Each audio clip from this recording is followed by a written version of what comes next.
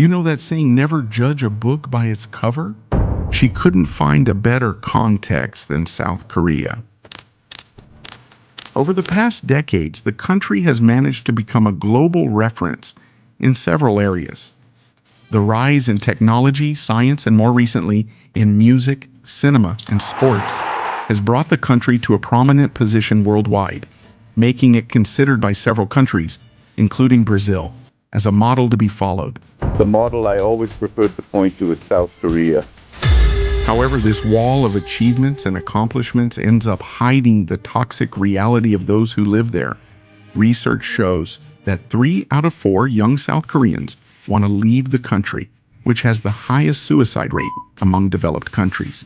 But how can something like this happen, especially in a country that went from poverty in the 1950s to becoming one of the richest countries in the world today?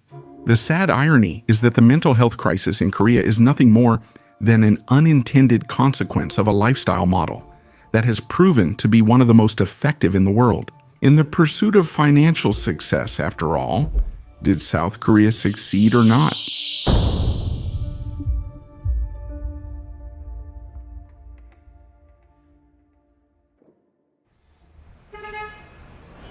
To begin to understand this story, it's essential to go back a few years in time.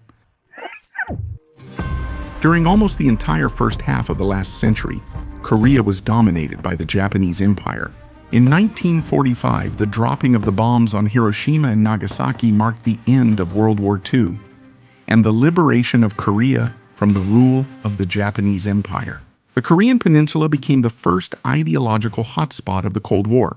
With the support of the Soviets and Chinese, the communists from the north launched a surprise invasion of the south of the country.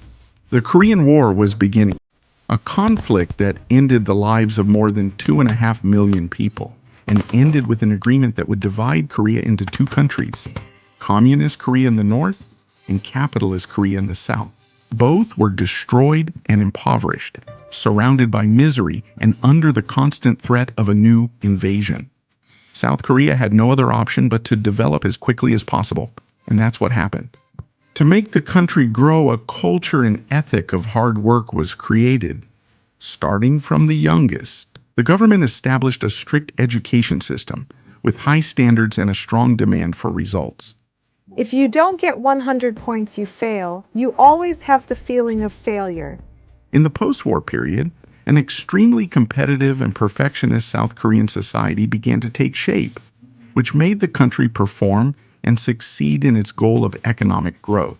And that's where all the worldwide admiration comes from, especially from developing countries. This, for me, would be the great model. South Korea is considered the country that succeeded, the country that managed, in an impressive and fast way, to go from poverty to becoming one of the world's powers. But behind all this inspiring story of success, there is a side that only those who live in the country can feel. A side that doesn't get much attention. Because of the almost flawless image that the country built in front of the rest of the world, the extremely high suicide rate was what started to bring to light this dark and rarely talked about side of South Korea. In Seoul, the country's capital, the famous Han River Bridge, once known for its importance and beauty, has now become an icon of depression because of the lives lost there. Some actions are being taken to combat these tragedies, among them artificial intelligence on the bridges and impactful messages along the edges. And even this thing here, a service that locks people inside a coffin for 10 minutes. With the concept that this simulation of death, even if only for 10 minutes, will drive the individual away from the idea of taking their own life. The depression spreading throughout South Korea is the price being paid for the country's rapid economic growth. That same way of life that once saved Korean society from poverty is now the same one leading the country to face this terrible mental health crisis. A model that played its role and was essential in the past. But while reality in Korea has completely changed since then, the values established back in that time have remained. Values of ethics, hard work, total dedication, competitiveness, and extreme pressure for individual performance, all of this from a very young age.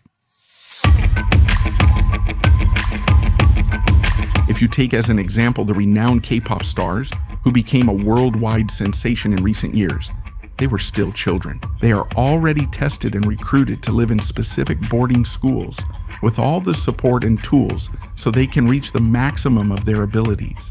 And it's the same with athletes and in many other areas as well. Everything is taken with extreme seriousness and focus, making you give yourself completely to the pursuit of success in whatever it is. So in South Korea, from gaming houses, which are houses where professional video game players live together, aiming to share secrets and foster competition, where everyone pushes each other to improve, even companies and cities, like the case of the Korean brand Samsung, which has an entire city in Korea, where its nearly 37,000 employees can enjoy dormitories, restaurants, hospitals, and many other amenities, so that they practically never need to leave work.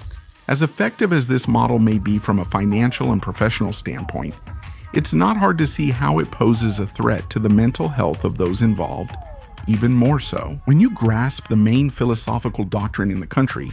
This is the world's Confucian society. You won't understand Korean culture deeply without looking at Confucianism. Just like in many Asian countries, cultural values in Korea are predominantly influenced by it. When you go home, do the same with yours.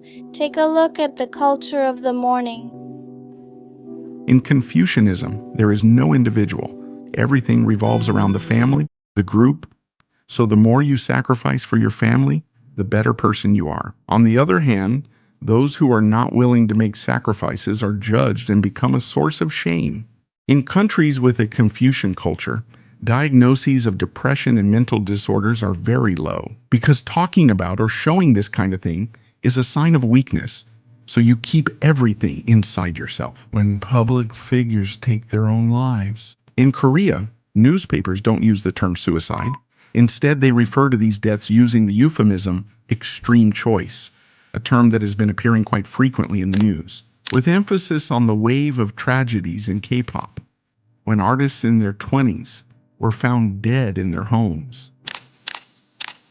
In Korea, a lot of importance is given to the group and how you appear to them, your image. I believe failing in front of peers doesn't offer the same redemption arc found in Western culture. The former president, Roh Moo-hyun, for example, threw himself off a cliff after the details of his betrayal case became public knowledge. Koreans put a lot of pressure on themselves to succeed, but also to appear successful.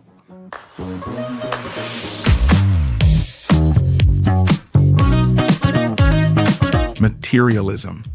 In South Korea, it's one of the most intense in the world. It's a country where luxury brands are synonymous with status and success. There, expensive Louis Vuitton bags were nicknamed 3-second bags because walking down the streets, you could spot one every 3 seconds. The German car brand Mercedes is more popular in Korea than in Germany itself. And at school, children argue about the size of their apartments and their parents' cars to establish rankings among themselves. The situation is so serious that even Pope Francis warned the country about the dangers of materialism during a visit in 2014. But this Korean superficiality is not for nothing. It's a reflection of everything the country has cultivated in recent years. Korea placed the development of the nation above the needs or desires of the individual. Screw the individual, screw it. The living conditions you subject yourself to. It's the idea of success at any cost, but what success is has been determined by the country, without much room for discussion. Either you fit in, or you'll be the joke of the group, and the shame of your parents. Are these savages what you want, what you really want? The city Brazil, yes. When you feed this mentality of doing everything for others without giving much importance to what's inside you, this superficiality is established. This thing of wanting to prove your worth at any cost, of looking good in the eyes of others. It's no coincidence that South Korea is known for having the best beauty products in the world, and Seoul, the world capital of plastic surgery. But this emphasis on superficiality is much broader than that. It's the image that Korea has built in the eyes of the world. So this constant pursuit of growth and recognition is what makes the country admired, while little by little it rots from within. The recent success in entertainment was not by chance, as some people might naively think. Back in 2010, a Korean minister was already saying that In the 21st century, culture would be the third pillar of diplomatic efforts. And for that, a lot of hard work, investment, and strategy was put in place to make an impact on the world. Or do you think it's just a mere coincidence? The song that opened the world's eyes to K-pop has its most memorable part in English. Now we can see how the entertainment powerhouse that is South Korea took shape. Maybe with a bit of luck, but very much a calculated play, conceived with as much intention as ingenuity. Korean culture has enchanted the world with its originality and apparent effortlessness, but few can imagine what these artists go through to get there. They may have chosen this path, but there comes a point in their career when it's no longer an individual choice, but a matter of national interest. What's happening today in Korea makes me wonder if it's really worth it to keep pursuing and viewing success the way we do. Because even though this is an isolated situation in a distant country, there are many elements here that are similar to our own lives. We can't just ignore professional and financial success. They're not the villains in this story. They're part of life and have their role. The villain in this story is the reason why we chase our dreams, and whether those dreams are really ours or if they came from someone else.